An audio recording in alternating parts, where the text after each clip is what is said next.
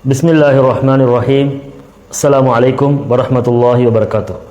අපි අල් කුර්ආනයේ සිංහල අර්ථ සංග්‍රහය සමස්ත ලංකා ජමියතුල් උලමා සභාවෙන් නිකුත් කරන ලද අල් කුර්ආනය අපි බලාගෙන යනවා. අපි ඇත්තෙන්ම යම්කිසි පෙරවදනක් හැටියට මේකේ පෙරවදනක් තියෙනවා. හැබැයි මේකේ අවසානයේ සමහර කෙටි සඳහන් අපි පොඩ්ඩක් බැලුවා. ඒ වගේම සාරධර්ම කියන මාතෘකාව යටතේ තව ඉස්ලාමික ආගමික නීති කටයුතු පිළිබඳ නීති රීති ඒකේ ව්‍යාපාර විවාහය දිස්කස් ආදී වැනි දේවල් අපි බැලුවා. අන්තර්ගතයට යන්න කලින් අපි ඒක බැලුවේ. ඊට පස්සේ අපි මේ සිංහල පරිවර්තනයේ යම්කිසි හැඳින්වීමක් දීලා තියෙනවා. ඒ හැඳින්වීමත් අපි කෙටියෙන් බැලුවා.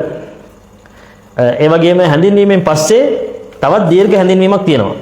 ඒක තමයි ඇත්තෙන්ම හැඳින්වීම කියලා මේකේ සඳහන් වෙන්නේ. අල් කුර්ආන් හැඳින්වීම. හැබැයි අපි ඒ හැඳින්වීම බලමු. ඒක කියවමු. අපි අන්තර්ගතයට යාම පරක් වෙන හින්දා අපි හැඳින්වීම අපි අතරමැද අපි බලමු කියලා අපි තීරණය කරා. එහෙම හොඳයි කියලා හිතුවා.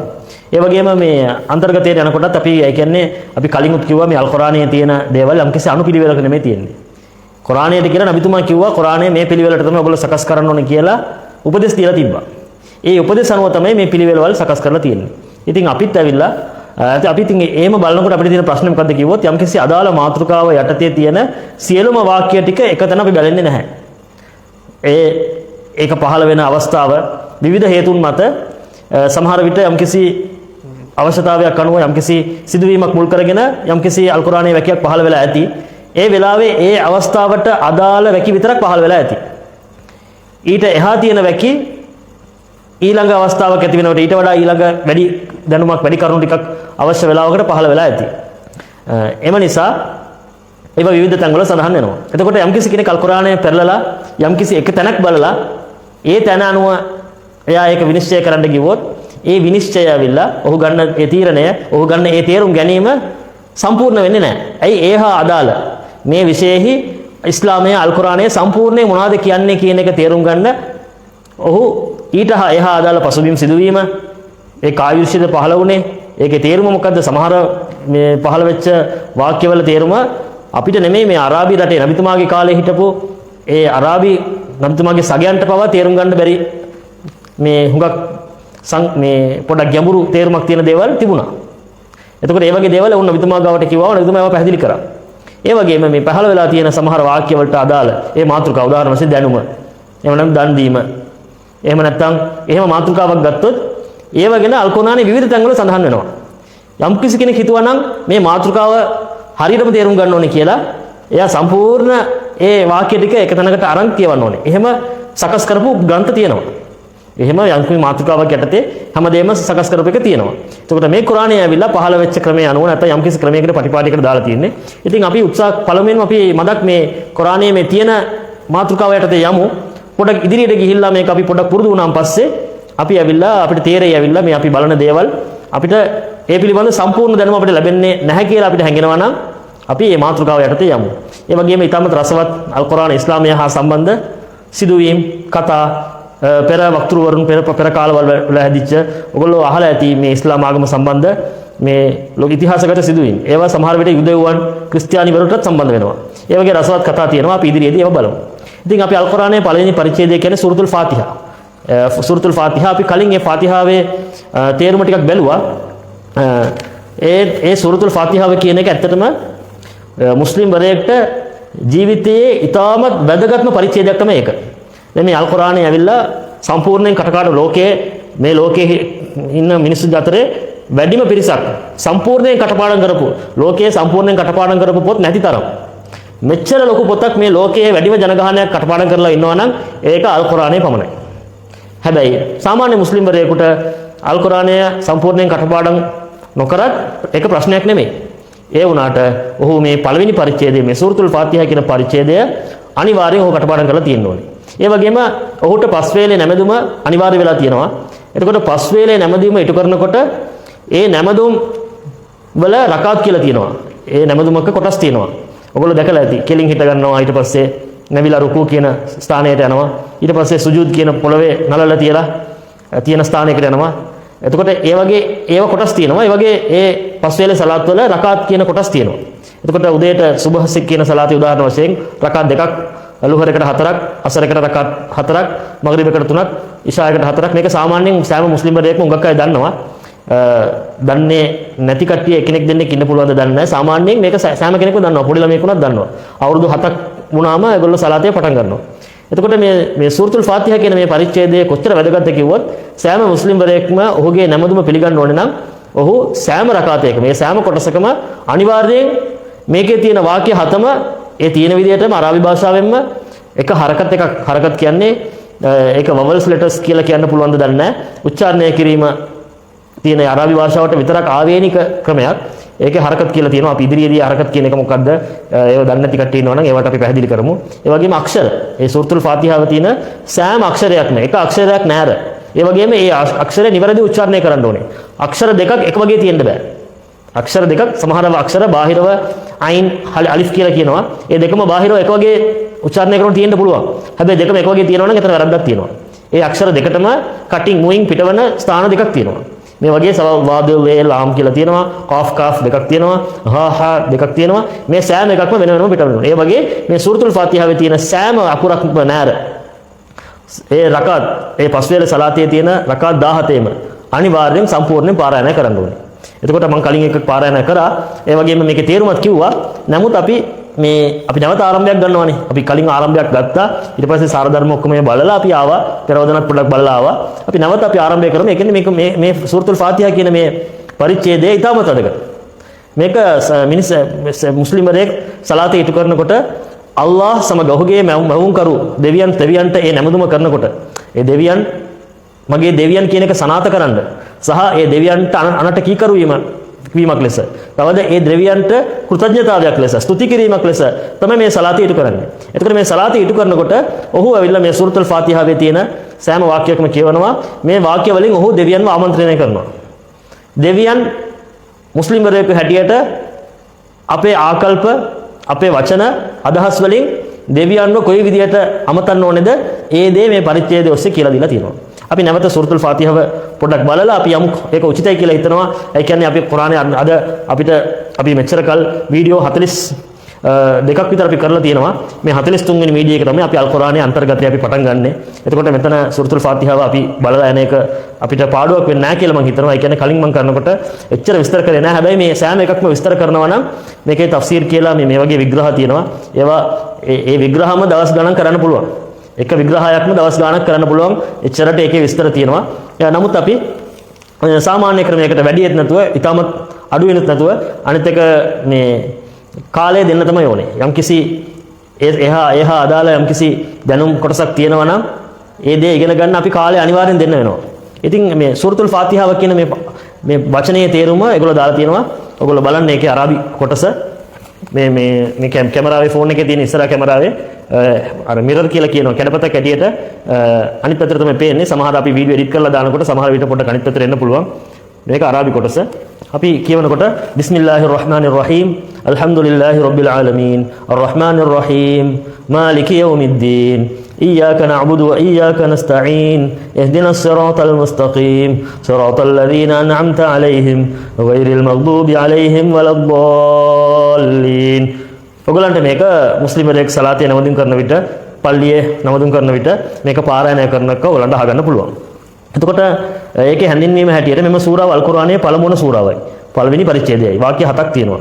සම්පූර්ණ පරිච්ඡේදයක් ලෙසින් පහළ කරන ලැබූ ප්‍රථම සූරාව මෙය වේ. එතකොට කුර්ආනයේ බොහෝ විට තනි වාක්‍ය හැටියට පහළ වෙලා ඇති. සම්පූර්ණ පරිච්ඡේදයක් හැටියට පහළ වෙච්ච ප්‍රථම සූරාව මේක. ප්‍රථම පරිච්ඡේදය මේක. අල් කුර්ආනයේම සාරාංශයෙන් පරිච්ඡේදයෙන් පිළිඹු වන හේයින් අල් ෆාතිහා එනම් ආරම්භය ලෙස නම් කොට ඇත. එතකොට සම්පූර්ණයෙන් අල් කුර්ආනයෙන් යම්කිසි තේරුමක් යම්කිසි අදහසක් අපිට අපේ මැවුම් කරුවාගෙන් අපිට දෙනවා නම් ඒ සම්පූර්ණ අදහසේ යම්කිසි සාරාංශයක් කියලා කියන්න පුළුවන්ලු මේ සූරතුල් ෆාතිහාව කියන මේ පළවෙනි පරිච්ඡේදය. අල් ෆාතිහා පරිච්ඡේදයෙන් ඉදිරිපත් කොට ඇති කරුණ වල විග්‍රහයක් ලෙස අල් කුර්ආනයේ ඉතිරි පරිච්ඡේද සැලකේ. ඉතුරු පරිච්ඡේද ටික මේකට විග්‍රහයක් කියලා ගන්න පුළුවන්. අල් කුර්ආනයේ නිසි ප්‍රයෝජන ලබන්නට නම් නිර්මාතෘ වන අල්ලාහ්ගේ මූලික ලක්ෂණ පිළිබඳ අවබෝධයක් අවශ්‍යයි. එතකොට අපි අල් කුර්ආනයේ නිසි ප්‍රයෝජන ගන්න නම් නිර්මාතෘ අල් කුර්ආනයේ සහ මිනිසාගේ නිර්මාතෘ අල්ලාහ්ගේ මූලික ලක්ෂණ දෙවියන් පිළිබඳ මූලික ලක්ෂණ තියෙනවා. ඒවා හුඟක් මිනිස්සු ඒ ගැන මිනිස්සුන්ට හුඟක් ප්‍රශ්න තියෙනවා ඒ ගැන. මිනිස්සු දන්නේ නැතුව මේ විවිධ ඒ දෙවියන් ගැන මේ විවිධ වැරදි අදහස් තියෙනවා. එතකොට හැම ආගමකම තියෙනවානේ අපි හැම ආගමකම දේවල් අපි කෝණය පොඩ්ඩක් බලන්න ඕනේ අපි. එතකොට ඉස්ලාම ආගමෙන් දෙවියන් ගැන කියන කෝණය මොකද්ද? දෙවියන් ගැන අපි විශ්වාස කරන්න ඕන දේවල් දෙවියන්ට තිබිය යුතු ගුණාංග තියෙන්න බැරි ගුණාංග තව ජායිස් කියලා කියනවා. ඒක මේ දෙවියන්ගේ අභිමතය පරිදි කරන්නත් පුළුවන් නොකර ඉන්නත් පුළුවන්. දෙවියන්ට තියෙන්නම බැරි ගුණාංග තියෙනවා. අනිවාර්යෙන් තියෙන්න ඕන ගුණාංග තියෙනවා. ඒ වගේම කැමති නම් කරයි නැත්නම් නොකරයි කියලා ගුණාංග තියෙනවා. අපි ඒවා පැහැදිලිව ඉදිරියේදී බලමු. එතකොට නිර්මාතෘ දෙවියන් මිනිසාගේ මෙතන නිර්මාතෘ කියලා දාලා තියෙනවා. ඒකෙන් අදහස් කරන්නේ අල් කුර්ආනයේ නිර්මාතෘ හැටියටද මිනිසාගේද කියලා පැහැදිලි නැහැ. කොහොම ගත්තත් මේ නිර්මාතෘ ගැන අල්ලාහ්ගේ මූලික ලක්ෂණ අල්ලාහ්ගේ ලක්ෂණ තියෙනවා. ඒව ගැන අවබෝධයක් ගන්න ඕනේ. අල්ලාහ්ගේ ලක්ෂණ ගැන මම දැන් ඔයගලන්ට කෙටි වචනයක් කියනවා නම් කියන්න පුළුවන්. එකම දෙයක් මේ මැවීම් වලට සම කරන්න බෑ. ප්‍රධාන වශයෙන් මිනිස්සු තේරුම් ගන්න ඕන දෙයක් තමයි ඕනම මිනිසෙක් තමන් යම්කිසි දෙයක් ඔහුට කියලා දෙනවා මෙහෙම දෙයක් තියෙනවා කියලා කවුරු හරි විස්තර කරනවා නම් ඔහු සාමාන්‍යයෙන් ඒ ගැන උපකල්පනයක් අදහසක් ගන්නේ තමන් ඇසින් දැක්ක දෙයක් නම් දැක්ක දේ තමන්ගේ ඉන්ද්‍රියට පංචේන්ද්‍රිය ඇස් වලට ඔහු දකින්න දර්ශනය තියලා උපකල්පනය කරනවා නැත්නම් කෙලිම දැක ගන්නවා මේක තමයි මෙයා තමයි මේක මොහුගේ ලක්ෂණ මේවා කියලා දැනගන්නවා. හැබැයි කෙනෙක් යම්කිසි ලක්ෂණයක් දැකපු නැති කෙනෙක් ගැන විස්තරයක් විග්‍රහයක් අහලා ඒ ගැන උපකල්පනයක් හිතේ මවා ගන්නවා නම් අන්න ඒ අවස්ථාවේදී ඇතිවන ප්‍රශ්නේ මොකද්ද කිව්වොත් ඔහු සාමාන්‍යයෙන් තමන්ගේ ඇසින් දුටු තමන්ගේ අත්දැකීමට අනුව තමයි ඒ දේ ඔහු මවා ගන්න හිතේ. එතකොට අල් කුර්ආනයේ අල්ලාහ් තාලා කියනවා ඔගොල්ලෝ මැවීම් ගැන ඔගොල්ලෝ දන්න ඔගොල්ලන්ගේ උපකල්පනයන් තියෙනවනේ. ඔයගොල්ලන්ගේ අදහස් තියෙනවනේ. ඒවට අල්ලාහ් දෙවියන් බොහෝ කරුණවලදී හාත්පසින්ම වෙනස්. අපි අල්ලාහ්ව මෙහෙම තමයි කියලා අපි හිතුවොත් ඒකට වෙනස් කෙනෙක් තමයි අල්ලාහ්. ඒක අපි තව ඉදිරියේදී පැහැදිලි කරන්න පුළුවන්. ඒ කියන්නේ මිනිසා එච්චර දුර්වලයි. මිනිසාට කාලය අදාළ වෙනවා. අපිට කාලය අදාළ කරන්නේ නැතුව මිනිසා විතරක් නෙමෙයි සීල මැවීමට කාලය අදාළ කරගන්න නැතුව අපිට උපකල්පනය කරන්න බෑ. ඒකට ඔයගොල්ලන් උදාහරණයක් කියන්න පුළුවන්. අපි දන්නවා මත්ස්‍යයෙක් ඉන්නවා මාළුවෙක්. ඒ මාළුවට දැන් මාළුවා හුස්ම ගන්නේ කොහෙන්ද? වතුරේ තියෙන ඔක්සිජන් අරගෙන තමයි මේ සමහර මාළු ඉන්න පොඩ්ඩක් වතුරේට එළියේ ඉන්න පුළුවන්. සමහර මාළු ඉන්න වතුරේ විතරයි ඉන්න පුළුවන්. වතුරේ එළියට ගත්තොත් ඒ මාළුවා මැරෙනවා. දැන් ඒ වගේ මාළුවෙක් හුස්ම ගන්නේ කරමල් වලින් විතරයි. වතුරේ තියෙන ඔක්සිජන් තමයි ගන්නෙ. ඒ මාළුවට පුළුවන්ද වතුර නැතුව වාතයෙන් ඔක්සිජන් ගන්න හුස්ම ගන්න සත්වයට තියෙන හැඟීම තේරුම් ගන්න පුළුවන්ද ඒ සතාට? උදාහරණයක් වශයෙන් ඒ සතාට අපි කියමු කතා කරන ශක්තිය තිබුණා, හදවතක් තිබුණා, තේරුම් ගන්න ශක්තියක් දැනුමක් තියෙනවා කියමුකෝ. එහෙම උපකල්පනය කරලා ඒ මාළුවට එක්කෙනෙක් පැහැදිලි කරොත් පෙනහළු තියෙන එක්කෙනෙක් වාතය හුස්ම ගන්න ආශ්වාස ප්‍රාශ්වාස කරන සත්වයක් ජීවියෙක් ඒ ආශ්වාස ප්‍රාශ්වාස කරනකොට ඒ සතාට ඒ මිනිසාට වෙන්න පුළුවන් දැනෙන හැඟීම කොහොම තියෙද කියන එක මාළුවට තේරුම් ගන්න පුළුවන්ද? බෑ. ඒ මාළුවට ජලයෙන් තොර ජීවියක් නැහැ. ඒ වගේම මිනිසාට පුළුවන් ද වතුරේ තියෙන ඔක්සිජන් ලබාගෙන ඒක උරා ගන්න ඒ ක්‍රමයෙන් ඇතිවන හැඟීම තේරුම් ගන්න පුළුවන්ද? බෑ. ඒ කියන්නේ එහෙම අවස්ථාවක් ඒ මිනිසාට උදා වෙලා නැහැ. මත්ස්‍යයට වාතයෙන් උස්ම ගන්න තත්ත්වයක් උදා වෙලා නැහැ. මේක මම උදාහරණයක් කියන්නේ. ඒ වගේ මේ මැවීම් මිනිස්සු ඉන්නවානේ මේගොල්ලන්ට කාලය අදාළ වෙන්නේ නැති තත්ත්වයක් නැහැ. ඒ වගේම ඉඩ ප්‍රස්තාව පරිමාණය මිනිස්සෙක් කියන්නේ ඉඩක් තියෙන්න ඕනේ නේ. අපි ඉන්න තැනක් අපිට තියෙන්න ඕනේ නේ.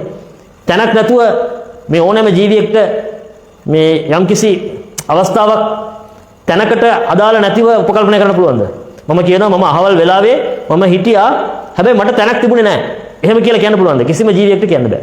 අන්න ඒක තමයි අල්ලාහගේ තත්ත්වය. අපි ඒ ගැන උපකල්පනය කරන්න අවස්ථාවක් අපිට උදා වෙලා නැහැ. අපි මැවීම් උදේ කාලයට සහ ඒ පරිමාවට මේ අල්ලාහ් දෙවියන් අදාළ වෙන්නේ නැහැ.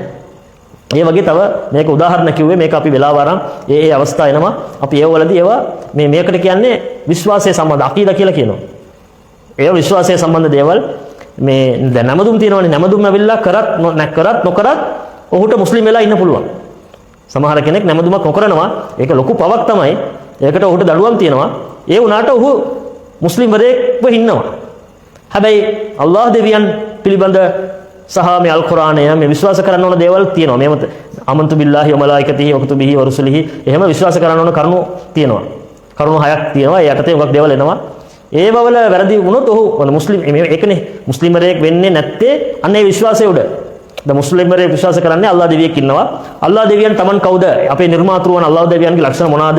ඔහුට තිබිය යුතු තිබෙන්න බැරි ගුණාංග මොනවාද කියලා අල් කුර්ආනයේ කියලා තියෙන එක විශ්වාස කරන කෙනා තමයි මුස්ලිම්. එතකොට මුස්ලිම් නොවන කෙනෙක් නම් ඔහු Taman දෙවියන් කියලා කාව හරි හිතනවා නම් එයාට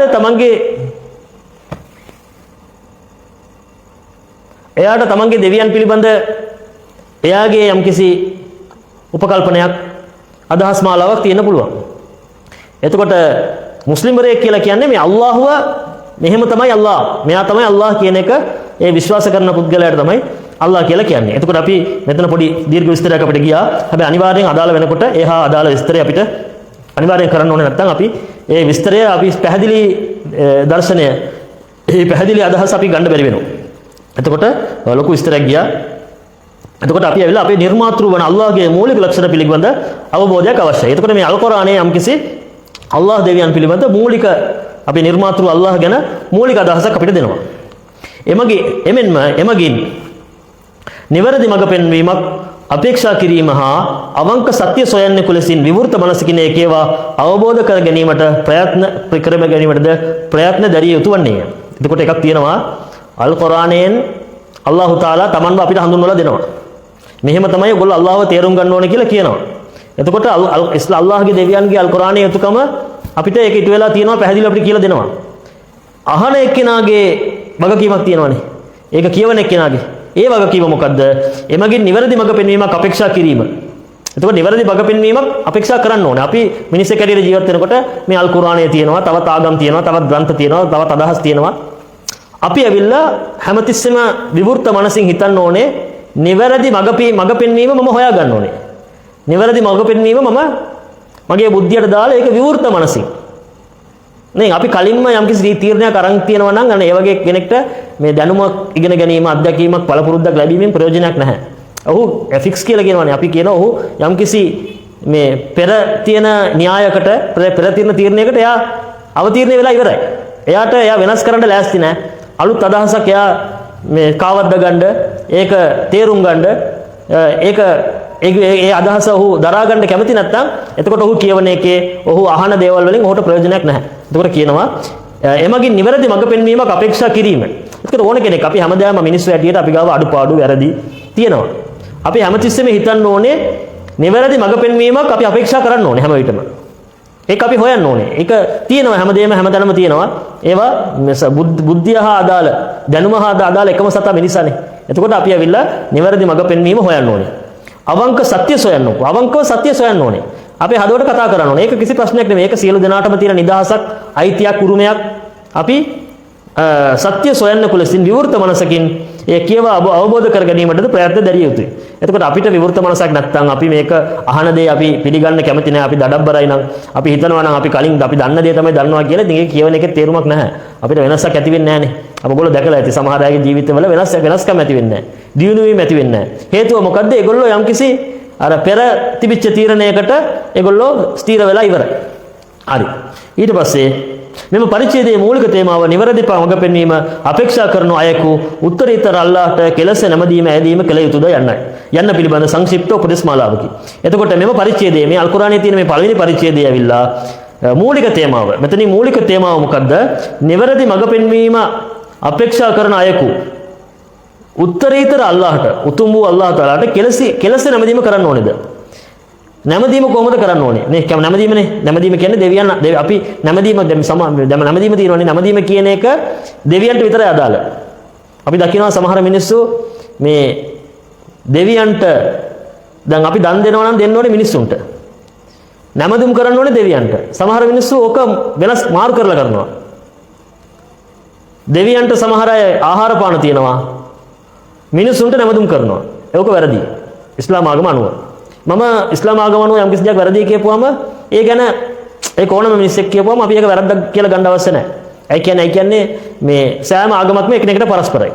දැන් මුස්ලිම් කෙනෙක් තමයි අල්ලාහ් දෙවියන්ව පිළිගන්නේ. ඉස්ලාම ආගම අනුව තමයි මේ සංකල්පය.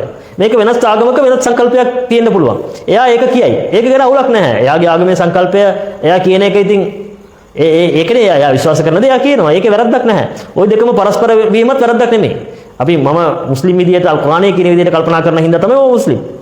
මම වෙනත් ආගමික විදියකට මම කල්පනා කරනවා නම් ඔහුට ඒක කුර්ආනය හා සැසඳෙන්නේ නැත්තම් ඒක මෙයා මුස්ලිම්වරයෙක් වෙන්නේ නැහැනේ. ඒ නිදහස තියෙනවා. අපිට අල් කුර්ආනයේ මුස්ලිම්වරයෙක් නම් අල් කුර්ආනයේ මෙහෙම තමයි කියන්නේ කියලා කියන්න පුළුවන්. වෙනත් ආගමක කෙනෙක් එක්ක මගේ ආගමේ මෙහෙම තමයි කියන්නේ කියලා එයා කිව්වා කියලා ඒක අපේ ආගමට වෙනස් වුණා කියලා ඒක වරදක් නෙමෙයි. ඒ නිදහස වෙනස් මත දරන්න පුළුවන් නිදහස අපිට තියෙන්න ඕනේ. ඒ සෑම කෙනෙක්ටම අපි දෙන්නත් ඕනේ. හරි. එතකොට උත්තරයට තිර අල්ලාහට නැමදීම කෙසේ කරන්න ඕනේද? හරි. ඒක එක කොටසක්. අනිත් එක ඈදීම කළ යුතුද? එතකොට නැමදීම කරන එක එකක්. ඒක දෙවියන් අපිට කියලා තියෙනවා. ඔයා මට ජනතාව මට මෙහෙම නැමදීම කරන්න ඕනේ. ඒ වගේම ඔයගොල්ලන්ගේ අවශ්‍යතා මගෙන් ඉල්ලලා ගන්න පුළුවන්. ඒ අයදීමත් ඔයගොල්ලෝ කොහොමද කරන්න ඕනේ කියන එකත් මේ පරිච්ඡේදයේ උගන්වනවා. නැමදීම කරන එකත් මේ අයදීම කරන එකත් උගන්වනවා. යන්න පිළිබඳ සංක්ෂිප්ත උපදේශ මාලාවක්. මේකේ වාක්‍ය 7යි තියෙන්නේ. මේ වාක්‍ය 4 තමයි මෙච්චර විස්තර එන්නේ. සම්පූර්ණ අල් කුර්ආනයේම මෙම පරිච්ඡේදයට පසුව සකස් වී ඇත්තේ මෙම උත්තරීතර අපේක්ෂාවන්. එතකොට සම්පූර්ණ අල් කුර්ආනයේම මෙම පරිච්ඡේදයට පසුව සකස් වී ඇත්තේ මෙම උත්තරීතර අපේක්ෂාවන් සාක්ෂාත් කරගත හැකි කෙසේද යන්න පැහැදිලි කර දීමේ කාර්යයට. එතකොට සම්පූර්ණ කුර්ආන මේ පරිච්ඡේදය ඇතුළු සම්පූර්ණ කුර්ආනයේම අපිට උගන්වන්නේ සංක්ෂිප්තව ගත කරුණු දෙකයි. එකක් දෙවියන්ට අපි කොහොමද නැමදීම් කරන්නේ? දෙවියන්ගෙන් කොහොමද අපි අයදුම් කරන්නේ? හරි. දැන් අපි පළවෙනි ඒ වාක්‍ය හතේ පරිච්ඡේදය අපි කලින් බැලුවා. නැවත සැරයක් බලමු. ඊට පස්සේ අපි ඊළඟ පරිච්ඡේදයට යන්න පුළුවන් අපිට. මෙහි දාලා තියෙනවා අල් ෆාතිහා. අල් ෆාතිහා ආරම්භය.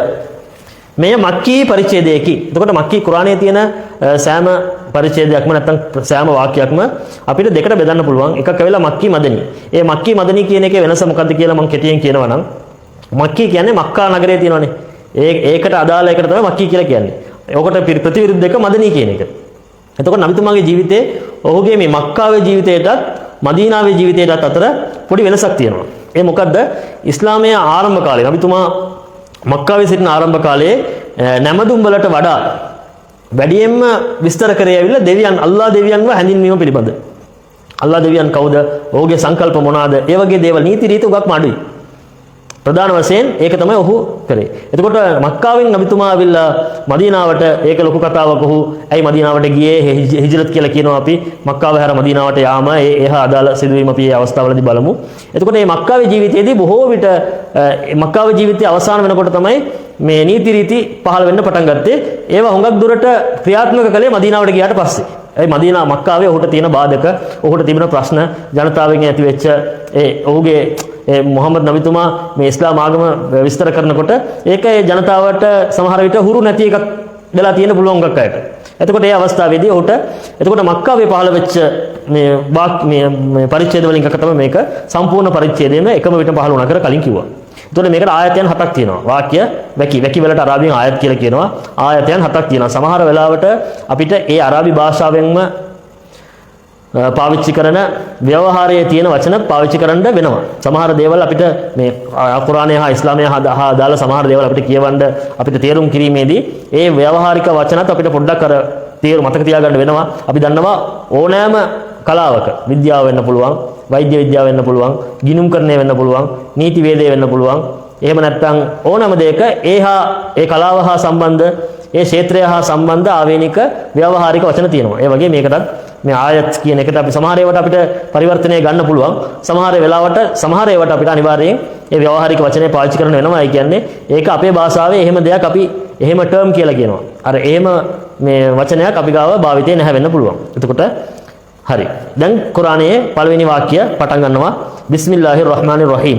සමට කරුණාබරිත, පරම කරුණාබරිත අල්ලාහ්ගේ නාමයෙන් ආරම්භ කරමි. එතකොට මේ අල්ලාහ් තාලා කුර්ආනයේ පටන් ගන්නකොටම බිස්මිල්ලා අල්ලාහ්ගේ නාමයෙන් ආරම්භ කරමි. හරිද? ඒ අල්ලාහ් ගැන කියනකොට අර්-රහ්මාන් අර්-රහීම් ඊටාම කරුණාවන්තයි කියලා පටන් ගන්නවා. එතකොට ජනතාවගේ මිනිස්සු අපි මැවීම් හැටියට මිනිස්සු හැටියට අපි දෙවියෝ ඇවිල්ලා ඉස්සරලාම මම ඔයගලන්ට කරුණාවන්තයි, කරුණාවෙන් පිරීලා ඉන්නේ, ඔයගලන්ට කරුණාව දෙන්න මම ලෑස්ති කියන ඒ පණිවිඩයත් එක්ක තමයි මේ වාක්‍ය පටන් ගන්නෙ. ඊට පස්සේ දෙවෙනි වාක්‍ය මේ බිස්මිල්ලා කියන එක පළවෙනි වාක්‍යයට ගන්නවා. ඊට පස්සේ දෙවෙනි වාක්‍ය අල්හම්දුලිල්ලාහි රබ්බිල් ආලමීන්. සියලු පැසසුම්, සියලු ප්‍රශංසා සමස්ත විශ්වයේ රබ් පරමාධිපති වන අල්ලාහ් සතුය. එතකොට සියලු පැසසුම් මුස්ලිම් වරයෙක් ඇටියට අපි යම්කිසි දෙයක් කරත් ඒකේ පැසසුම් ඒ සඳහා ප්‍රශංසාව යන්න ඕනේ අල්ලාහ් දෙවියන්ට කියලා තමයි අපි මුස්ලිම් වරයෙක් හැටියට විශ්වාස කරන්නේ. ඒක ඒ ගැන තව පැහැදිලි කිරීම තියෙනවා. ඇයි එහෙම කියන්නේ? නේද? මම හොඳ දෙයක් කරත් ඒ හොඳ දේ කරන්න ඒ දෙවියන්ගෙන් ලොකු උදව්වක් මට තියෙනවා. ඒ හින්දා අපි කරන සෑම දෙයකටම අපි ප්‍රශංසා කරන්න ඕනේ. අපිට යම්කිසි කෙනෙක් යම්කිසි දෙයක් දෙනවා නම් අපි ඔහුට ස්තුති කරොත්, ඔහුට ප්‍රශංසා කරොත්, ඔහුට මොනවද වෙන්නේ? ඔහු තව තවත් අපිට ඒ වගේ ඒ හොඳ දේ දෙන්න පුළුවන්. ඒ වගේම අල්ලාහ් තාලාත් අපිට හොඳ දෙයක් අල්ලාහ් දෙනවා නම් ඒ අල්ලාහ්ව ප්‍රශංසා කරොත්, ස්තුති කරොත් අල්ලාහ් තාලා අපිට තව තවත් හොඳ දේවල් යහපත් දේවල් අපිට ලබා දෙනවා කියන එක තමයි කියන්නේ. තුන්වෙනි වාක්‍යය සමට කරුණාබරිත පරම කරුණාබරිත වූත්. ආයත් බිස්මිල්ලාහ් කියපු අල්ලාහ් තාලා සමට කරුණාබරිත ඒ අල්ලාහ් කරුණාවන්ත බව නැවත නැවත කියනවා. එතකොට අපේ හිතේ යටි හිතේ අපි ඊටමත් ගැඹුරින් පතිත කරගන්න ඕනේ අල්ලාහ් තාලා මේ කරුණාව පැත්තෙන් අපිව වැළඳ ගන්න. අපිට කරුණාව ලබා දෙන්න ඊටමත් කැමැත්තෙන් ඒක නැවත නැවත අපිට පුන පුනා කියනවා. සෑම විටම මිනිස්සු හැටියට ඔයගොල්ලෝ වැරදි කරන්න පුළුවන්, අඩුපාඩු තියෙන්න පුළුවන්. හැබැයි කරුණාව ලබා දීලා ඔයගොල්ලන්ව බාර ගන්න මම කැමතියි. ඔයගොල්ලෝ පව් සමාව අයදිනවා නම් ඕනෑම පවකට මම සමාව දෙන්න ඒ ලෑස්ති කියන කරුණාව තියනවා කියන එක මිනිස්සුන්ට කරුණාව ඊටමත් අවශ්‍යයි. මිනිස්සු හැටියට අපිට කරුණාවන්ත නේද? අපිට මිනිස්සුන්ට දන්නවා අපිට වැඩියෙන්ම කරුණාව ලැබෙන්නේ අපේ ඇස් ඉදිරිපිට නම් දෙමව්පියන්ගෙන්. එතකොට ඒ දෙමව්පියන් එක කොච්චර ඇල්මක් තියනවද හිතේ? කොච්චර මේ දෙමව්පියන් වෙත අපි කොච්චර අවශ්‍ය වෙනවද? නේද? ඊළඟ එක ඊයාක නඅබුදු මාලිකි යෞමිද්දීන්. මාලිකි යෞමිද්දීන් අවසාන දිනයේ අධිපති. අවසාන දිනයේ තියෙන එකට මාලිකි යෞමිද්දීන් නේද? යෞම් කියන්නේ දිනය, දීන් කියන්නේ විපාක ප්‍රදාන දිනය. විපාක ප්‍රදාන දිනයේ අධිපති වූත් අල්ලාහ්ට මේ සියලු විපාක ප්‍රදාන දිනයේ අධිපති වූ අල්ලාහ්ට මේ සියලු ප්‍රශංසාවෙන්. එතකොට කලින් ප්‍රශංසුම් සියලු ප්‍රශංසා අල්ලාහට කියලා ආවනේ. එතකොට ඒක රබ්බුල් ආලමීන්, අර්-රහ්මානිර් රහීම්, මාලිකි යෞමිද්දීන් අවසාන දිනයේ අධිපති මේ සෑම දෙයක්ම මෙතන මේ වාක්‍යය වල සම්බන්ධ වෙන්නේ අර වාක්‍යයත් එක්ක. එතකොට මේ සියලු ප්‍රශංසුම් අල්ලාහට යනවා. ඔහු අල්ලාහට තමයි අදාළ වෙන්නේ කියලා මේ ඊට පස්සේ කියපු ඔක්කොම අල්ලාහගේ විස්තර. අල්ලාහගේ ලක්ෂණ. මොකද්ද රබ්බුල් ආලමීන්? මුළු විශ්වයේම මැවුම් කරු පරම අධිපති ඔහු කරුණාවන්ත කෙනෙක්, මාලික යෞමිද්දීන්, විපාක ප්‍රදාන දිනේ අධිපති ඔහු කියලා කියනවා. ඊට පස්සේ පස්වෙනි වාක්‍යය අපි ඔබවම පමණක් නමදින්නෙමු. මෙතන අපි වාක්‍ය පරිච්ඡේදයක් කියවන්නේ. ඒ වුණාට අල්ලාහ් තාලා අපිට කියලා දෙනවා ඔයගොල්ලෝ අල්ලාහ් ගැන කොහොමද විශ්වාස කරන්න ඕනේ? අපි ඔබවම පමණක් නමදින්නෙමු කියලා අපි කියන්නත් ඕනේ. ඒක අපි ක්‍රියාත්මක කරන්නත් ඕනේ. ඔබගෙන්ම පමණක් උපකාර පතන්නෙමු. තවද ඔබට පමණක් තමයි අපි නමදින්නේ. ඔබගෙන් පමණක් අපි උපකාර පතන්නෙමු කියලා අපි එතකොට දවසට 5 වතාවක් අපි ඒකත් කියන්න ඕනේ. ඔබට අල්ලාහට මේ මුස්ලිම් වරයෙක්ට ප්‍රධාන කරුණක් තමයි අල්ලාහ් හැරෙන්නද. සමහර අය අහනවා ඇයි මුස්ලිම් කට්ටිය මේ පොඩ්ඩක් මේ ඉස්ලාම අල්ලාහ්ව විතරක් නමදින්නේ, වෙනත් ආගම් වල කෑලි පොඩ්ඩක් පිළිපදින්න බැරිද කියලා අහනවා. ඉස්ලාම ආගමේ ප්‍රධාන සංකල්පය ආගම විශේෂයි, අල්ලාහ් විශේෂයි. තව කෙනෙක්ව එතනට ගේන්න බෑ. ඔබව පමණයි අපි නමදින්නේ කියලා කියන්න ඕනේ. ඔබගෙන් පමණයි උපකාර පතන්නේ කියලා කියන්න ඕනේ. 6 වෙනි එක ඉහ්දිනස් සිරාතල් මුස්තකීම්. අපට ඍජු මාර්ගය ඔබ පෙන්වන්න. අපට ඍජු මාර්ගය අපව ඍජු මගට රැගෙන යනු මැනව. ඍජු මගට රැගෙන. එතකොට දෙවියන් අපිට ඍජු මාර්ගය ලැබෙන්න දෙවියන්ගේ උදව්වත් අපිට අවශ්‍යයි. අපි ඒක තවත් විස්තර කරනවා. සමහර දේවල් අපිට ඒව ගැන අපි දන්නවා. මිනිස්සුන්ට ඒ ගැන තියෙන ප්‍රශ්න මොනවාද? හිතේ ඇතිවෙන ප්‍රශ්න සැක ඒව තියෙනවා. අපි ඒව ඔක්කොම ඒව ගැන හැම දෙයක්ම පොත්වල ලියලා තියෙන්නේ. ඒ හැම දෙයක්ම අපි කරනවා. හැබැයි මේ මාතෘකාව පිට වෙලා එහෙට උගා ගියොත් අපිට වෙලාව උගක් යනවා. එතකොට මේක ඉවර කරගන්න බැරි වෙනවා. එතකොට මේ කෙටියෙන් කියලා කියන්න පුළුවන් අපිට අල්ලාහ්ව පමණයි අපි නමදින්නේ කියලා කියන්න ඕනේ. ඒක ක්‍රියාත්මක කරන්න ඕනේ. ඔබගෙන්ම පමණක් උපකාර කරලා. අපි උපකාර පතන කොටත් අල්ලාහ්ගෙන් පමණක් උපකාර පතන එක ඉස්ලාමයේ උගක් දිරිගන්වලා තියෙනවා. එතකොට මේක අපි පස්සේ 17 සැරයක් කියන්න ඕනේ. හැමදාම කියවන්න ඕනේ මුස්ලිමරේ. අපිට ඍජුමව පෙන්වන්න කියලාත් අපි දෙවියන්ගෙන් ඉල්ලන්න ඕනේ. ඊට පස්සේ 7 වෙනි අන්තිම වාක්‍යය ඒ කෙසේද? ඒ ඍජුමග මොකද්ද? ඔබ කවුරුන් කෙරෙහි ආශිර්වාද කළෙහිද? ඒ ඍජුමග කියන එක ලෝකයේ අපි දකිනවා සමහර මිනිස්සු ආශිර්වාද ලැබලා තියෙනවා. ඒ කොහොමද පේන්නේ? ආශිර්වාද ලැබපු මිනිස්සු ඒගොල්ලන්ගේ ක්‍රියාකලාප හරි හොඳයි. ඕන කෙනෙක් දැක්කාම අනේ මෙයා කොච්චර හොඳ මිනිස්සෙක්ද? කොච්චර මනුස්සකමක් තියෙනවද? කොච්චර යහපත් පුද්ගලයෙක්ද කියලා මිනිස්සු හිතනවා. එහෙම ආශිර්වාද කළ කෙනාගේ ඒ මඟ අපිට පෙන්වන්න. ඔවුන්ගේ මඟයි. ඔබගේ උදහසට ලකුවන්ගේ හා වැරදි මාර්ගයේ ගියවුන්ගේ මඟ නොවේ. තවද ලෝකයේ ඇවිල්ලා කට්ටිය දෙකක් ඉන්නවා. එකක් ඇවිල්ලා දෙවියන්ගේ උදහසට ලක් වෙච්ච කට්ටිය. ගෛරල් මග්දූබ් දෙවියන්ගේ තරහට ලක් වෙච්ච කට්ටිය. වැරදි වැඩ කරාම මිනිස්සුත් තරහ වෙනවා, දෙවියොත් තරහ වෙනවා. ඒ වගේම වැරදි මාර්ගයේ සමහර අය අපිට පේනවා වැරදි මාර්ගවල යනවා. නේද? කියලා දීලා තියෙන ඒගොල්ලෝ කියනවා අපි මේක තමයි පිළිපදින්නේ කියලා. හැබැයි ඒගොල්ලෝ කියන දෙයට ඒකට පරස්පර වෙනසක් තියෙනවා. එතකොට ඒක නැතුව අපි ඍජු මාර්ගය ලැබෙන්න ඕනේ කියලා අපි ඉල්ලනවා. මෙහි අන්තර්ගත අපිට පාද සටහන් ඇටියට අර විශ්වයේ සමස්ත විශ්වය කියලා එනවනේ. අර ආලමීන් කියලා වචනයක් එනවා. ඒක අපි පාද සටහන බැලුවේ නෑ. මෙහි අන්තර්ගත අරාබි පදය නම් ආලමීන් යන පදයයි. එම වචනයට සමස්ත විශ්වය හා එහි අන්තර්ගත සියලු නිර්මිත දෑ යන ආසන්න අර්ථය දෙන්න ලැබුවද මෙහි දී සමස්ත විශ්වයෙන් භාවිතා කර ඇත්තෙමු. එතකොට ආලමීන් කියන එතකොට අල්ලාහ් දෙවියන් අල්ලා රබ්බුල් ආලමීන් සමස්ත විශ්වයේ දෙවියන් කියලා කියනකොට විශ්වය කියන්නේ විශ්වය සහ විශ්වයේ තියෙන අන්තර්ගත සියලුම දේවල්. ඒවල දෙවියන් තමයි අල්ලාහ් දෙවියන්. දෙවෙනි එක රබ් යන වචනයෙන් විශ්වයම වාය පරිපාලනය කොට පෝෂණය කොට රැකවරණය සපයා පවත්වාගෙන යනවා යන අදහස ලබා දී. රබ් යන වචනය විශ්වයම වා ඒ පරිපාලනය කොට පෝෂණය කොට රැකවරණය සපා පවත්වාගෙන යන්නා. රබ් කියන්නේ කවුද? පරමාධිපති කියනකොට ඒකට විශ්වයම වා ඒ පරමාධිපති කියනකොට එක වචනයක් තියෙන්නේ. හැබැයි ඒකේ ඒගොල්ලෝ දාලා තියෙනවා මවලා පරිපාලනය කරලා පෝෂණය කරනවා. එතකොට පරමාධිපතිට මේ රබ්බ් කියන අරාබි වචනයෙන් ඇවිල්ලා තේරුම් තුනක් එනවා. මවලා පෝෂණය කරලා. එතකොට මිනිස්සෙක් ඇවිල්ලා එයාගේ පැවැත්ම තියෙනවා නම් තියෙන්න නම් මේ කරුණු තුනම තියෙන්න ඕනේ. එකක් මිනිසාව කවුරු හරි මවලා තියෙනවා. මවලා යවලා තියෙනවා මේ ලෝකෙට. ඊළඟට එකට පරිපාලනය වෙන්න ඕනේ නේ. අපේ ශරීරය පව පරිපාලනය වෙන්න ඕනේ. අපේ හදවත ක්‍රියාත්මක වෙනවා. අපේ ආහාර ජීර්ණ පද්ධතිය ක්‍රියාත්මක වෙනවා. අපේ පෙනහළු අපේ රුධිරය ගමන් කරනවා. අපේ මොළය ක්‍රියාත්මක වෙනවා. එතකොට මෙතන ඒ වගේම මේ ලෝකයේ පැවැත්මට මේ සූර්යා දුවන්න ඕනේ. වර්ෂාව ඇති වෙන්න ඕනේ. මේ ඔක්කොම පරිපාලනයක් සිද්ධ වෙනවා. අන්තික රැකවරණය. නේ රැකවරණය නැත්තම් මිනිස්සු ලෝකයේ ජීවින් නැවෙලා මැරලා යනවා. ලෝකේ විනාශ වෙනවා. ඒකට සපයා පවත්වාගෙන යන්න අදහසක් ලබා දෙන පරමාධිපතිට. ඊට පස්සේ තුන්වෙනි පාද සටහන ඒගොල්ලෝ දීලා තියෙනවා සිරාතල් ලදීන අන්අම්ත අලයිහිම්. අපි කියවනේ අල්ලාහ්ගෙන් ඍජු මාර්ගය ඉල්ලනවා. ඒක අල්ලාහ් තාලා යහමකට යවපු මිනිසුන්ගේ කියලා. එතකොට කවුද යහමකට යවපු මේ මිනිස්සු කියන විස්තරය 4:69 එනවා. නමුත් අපි මේ වීඩියෝ පොඩ්ඩක් දීර්ඝ වුණ නිසා අපි මේ 4:69 මේ ඍජු මඟ ලැබපු කට්ටිය කවුද? අල්ලාහ්ගේ උදහසට තරහට ලක් වෙච්ච කට්ටිය සහ වැරදි මඟට ගිය කට්ටිය කවුද කියන එක අපි ඊළඟ වීඩියෝ එකේ බලමු. සම්බන්ධ වීම වෙනුවෙන් බොහොම ස්තුතියි. ජසාකල්ලාහු ඛෛරල් ජසා. වීඩියෝ එකේ යම්කිසි පරාසයක් තුල තියෙන්න ඕන කියන පරමාර්ථයෙන් අපි වැඩි දික් කරන්නෙත් නැතුව වැඩි කොටත් නැතුව වැඩි දික් කරන්නෙත් නැතුව යම්කිසි මධ්‍යම ප්‍රමාණයකට තියන්න උත්සාහ කරන්නේ. එම නිසා අපි ඊළඟ වචනේ බලමු. අද අපි සතුරුදාගේ දවසක් මේ රමදාන් මාසය අල් කුර්ආනයේ පහළ වෙච්ච මාසය. මේක අල් කුර්ආනයේ පහළ වෙච්ච මාසය. අල් කුර්ආනයේ ලෛලතුල් කදර් කියන දිනය තියෙන විශේෂ දිනයක්. ඒ දිනය තමයි අල් කුර්ආනය සම්පූර්ණයෙන් මේ දෙවියන්ගෙන් අහසේ සිට යම්කිසි තැනකට සම්පූර්ණ එකපාරට පහළ වුණා. එතනින් පොළොවට ඇවිල්ලා අවුරුදු 23ක් තුලදී අවශ්‍ය වෙලාවට අවශ්‍ය ප්‍රමාණයට කුර්ආනය පහළ වුණා. එතකොට මේ වගේ මාසයක අපිට මේ අල් කුර්ආනයේ අපි පෙරවදන සාර ධර්ම නීති රීති ඔක්කොම බලලා අන්තර්ගතයට ඇතුළු වීමට අපිට අවස්ථාවක් හම්බ වුණා. සම්බන්ධ වුණා සියලු දෙනාටම බොහොම ස්තුතියි. ජසාකල්ලාහු ඛෛරල් ජසා.